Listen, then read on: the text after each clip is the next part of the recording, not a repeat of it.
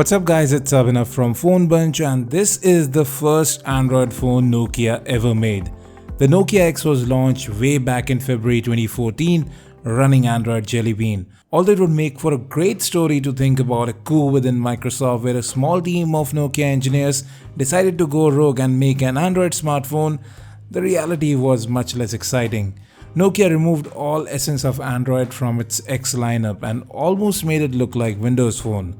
You had tiles which could be moved or resized, but this was not a half-hearted effort. It seemed Nokia had been working on this for quite some time. Starting with the Nokia Store, which had some big titles even at that time, to the interface itself, which was intuitive in its own way. All apps resided on the home screen, something we see quite often nowadays, where they could be moved or uninstalled with the long tap. Then you had Fastlane to see everything you did on your phone, including all your recent apps and tasks. At that time, stock Android didn't offer options like cleaning all tasks at one go. It was present on the Nokia X. The single button behaved as the back key on single press and on long press as a home button. And how can we forget the legendary build quality of Nokia smartphones? This was a time when all smartphones didn't have to be gold in color or made of metal or glass. Much simpler but exciting times, when you could have a green, a cyan, a red or an orange phone.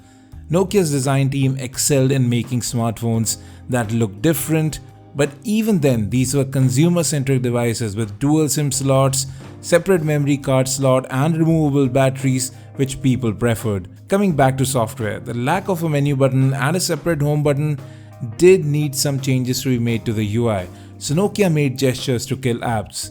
Just swipe from the left on any app and you are back at the home screen. Although not all elements made sense, like the continuous scrolling, fast lane and tiled home screen.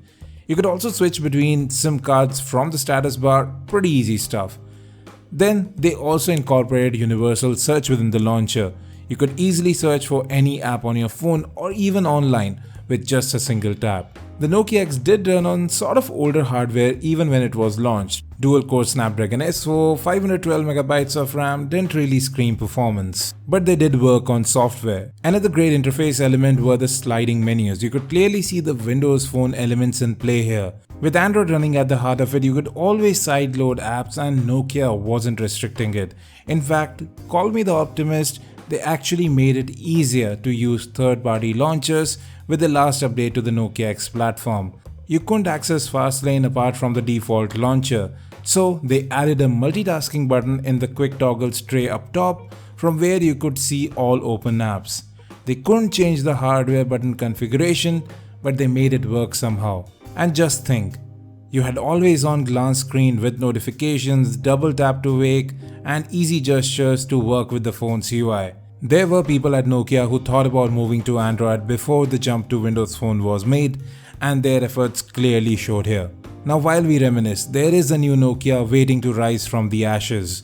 It may not take the same form again, and only time will tell what it becomes, but I believe its essence will still be there in their new products.